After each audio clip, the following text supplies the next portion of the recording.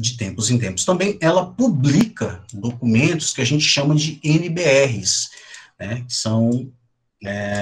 e aqui eu já tenho na tela um exemplo de uma NBR específica, super curta, ela tem apenas 2 páginas, vocês vão ver que coisa interessante, que foi publicada em novembro de 2003. Então, assim, ela é bem, de modo geral, ela é bem redonda, né, essa NBR, que é uma normativa, e ela fica, né? Se eu perguntar aqui no chat, provavelmente eu vou encontrar aqui algumas pessoas que nasceram em 2003, de repente a Anne, o Richard, né?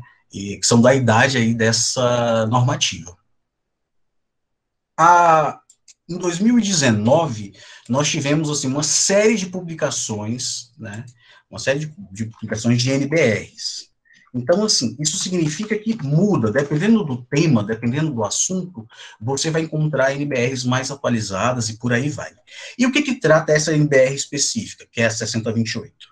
Ela, de uma maneira mais generalizada, né, ela fala de informação e documentação, mas da informação e da documentação do resumo, né? Ou seja, essa NBR ela vai apresentar para vocês o que é um resumo. E por que eu trouxe essa NBR aqui para vocês?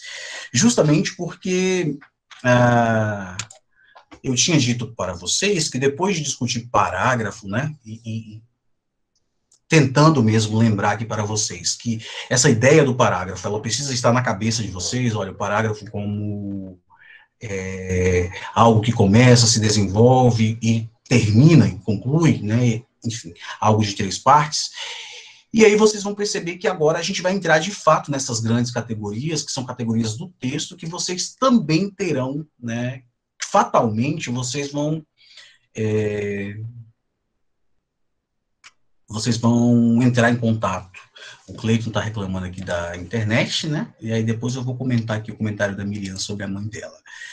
Então, nessa NBR específica, a gente tem uma diretriz, vocês vão perceber aqui na própria formatação, né?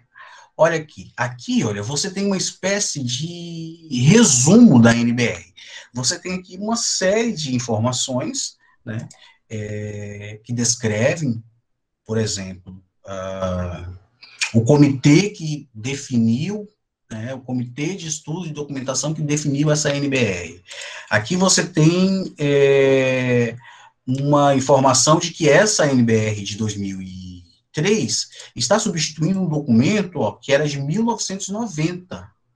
Então, daí vocês tiram, né, quer dizer, foram necessários 13 anos, né, para que uma NBR fosse elaborada, e aqui a gente tem a data de validade, foi quando, né, começou a vigorar essa NBR, que foi em dezembro, né, quase no Réveillon aí de 2003. Aqui nós temos uma série, né, de palavras-chave, ou seja, nós temos aqui já, e aí vocês vão perceber o seguinte, que o documento, ele já tenta mostrar o mecanismo daquilo que ele quer exemplificar.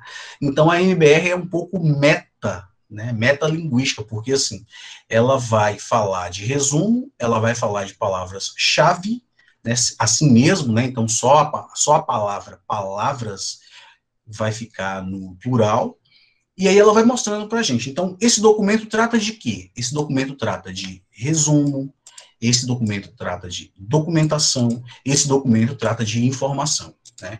E ele também tem, as NBRs têm sempre esse costume, né, de dizer quantas páginas ela tem. Então, vocês já podem ficar super tranquilos, né? Vai ser uma coisa bem rápida, né? Abaixo, vocês vão ter aí um sumário, né? Nesse sumário, há essa descrição, né, de que há uma espécie de prefácio, no sentido de resumo mesmo, né? Nesse prefácio aí vocês vão ter um resumo sobre o que é a associação, enfim, como funciona essa história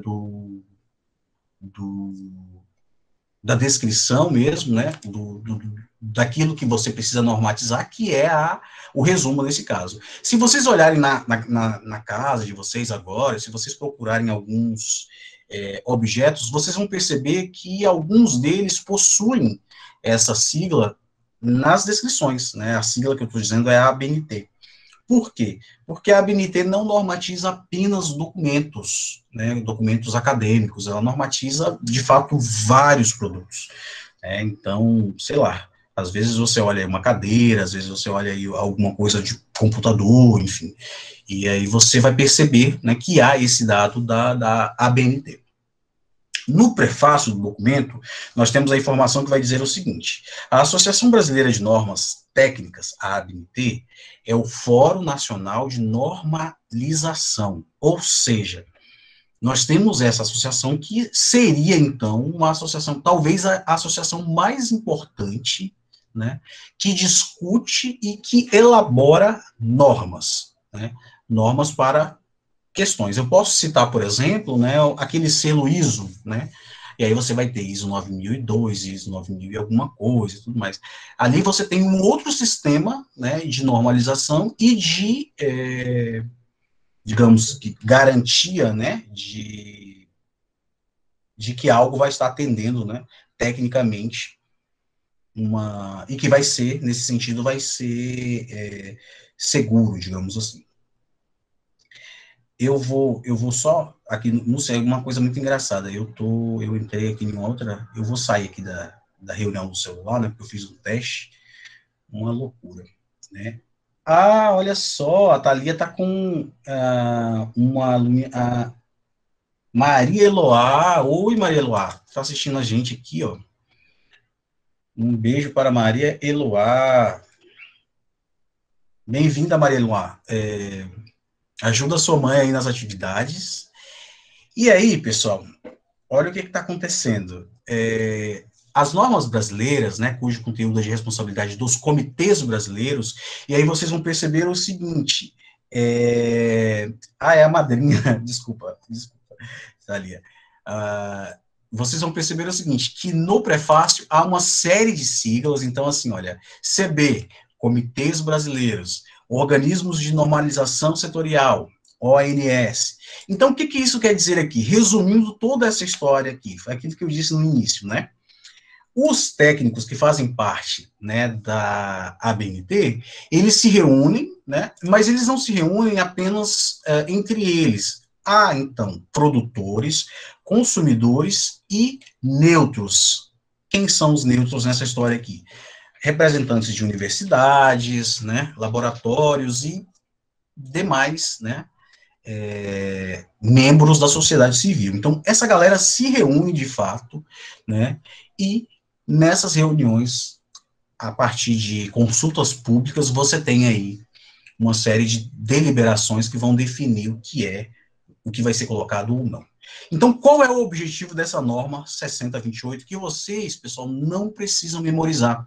Tem uma coisa muito engraçada, né, que a gente sempre diz e pensa e tudo mais, é o seguinte, a ABNT, ela não foi feita para ser memorizada, né?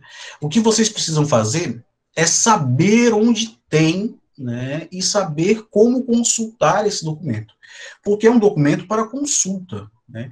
Então, assim, é muito estranho quando uma pessoa diz, eu sei toda a ABNT, né, eu memorizei a ABNT. É uma coisa meio, de fato uma coisa estranha, porque como um material de normas, esse material ele vai mudar e ele vai ser alterado, né? Então, assim, você não precisa memorizar, você precisa saber onde está e como consultar esse documento, né, os documentos para os temas que você precisa responder.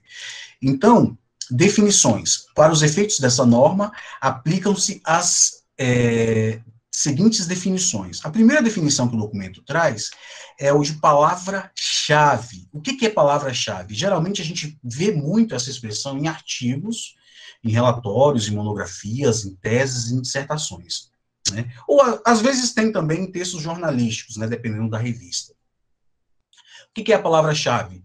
Palavra representativa do conteúdo do documento. Então, vocês podem perceber que a própria norma lá em cima, ela apresenta as palavras, estou grifando aqui para vocês, as palavras representativas do próprio documento, né? Então, aqui vocês têm essas três palavras-chave, né, que são representativas desse documento que eu estou lendo para vocês. Então, resumo, documentação, informação.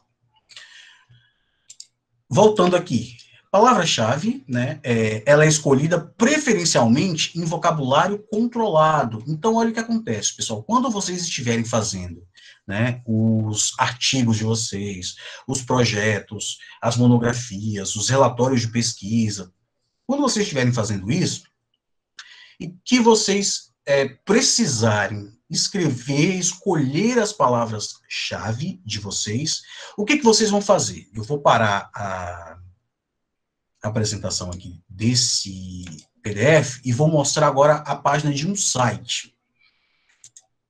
Vocês podem, muitas instituições elaboram, desenvolvem os próprios vocabulários controlados. E aí eu tô dando um exemplo, né? Vou colocar, inclusive, vou colocar aqui no chat, né? Eu estou dando um exemplo, né, de um vocabulário controlado, que é o vocabulário controlado da Universidade de São Paulo, que é a universidade, é a USP, né? Vocês conseguem ver, lá em cima tem, assim, vocabulário controlado, tudo mais, logo abaixo você tem aí as palavras, você tem os códigos, enfim. Vocês conseguem visualizar? Eu vou precisar que alguém fale no chat. Tá dando de ver, professor. Perfeito, brigadão, brigadão. Ó, então, eu vou fazer com vocês a consulta, não sei se vocês estão conseguindo visualizar lá em cima, mas eu vou colocar aqui, olha, informática.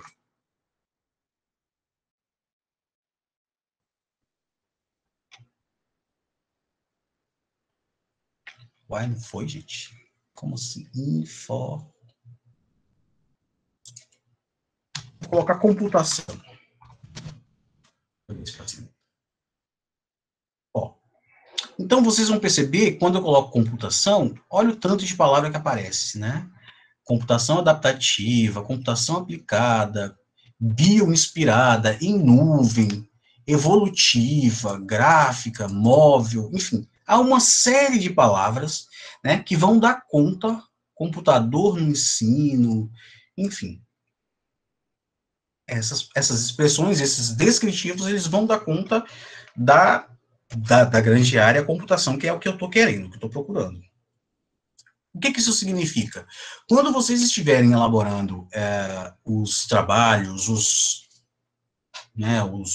escritos de vocês, vocês podem sempre recorrer a um vocabulário controlado, porque isso faz com que vocês ampliem a condição de especificidade dessa palavra que vocês vão escolher. E tem uma coisa, pessoal, a palavra-chave atua diretamente com o resumo, né? Então, assim, é muito importante que ela seja pensada, é muito importante que ela seja bem definida, e é para isso que serve o vocabulário controlado. Ou seja, vocês também não precisam nem pensar muito, né?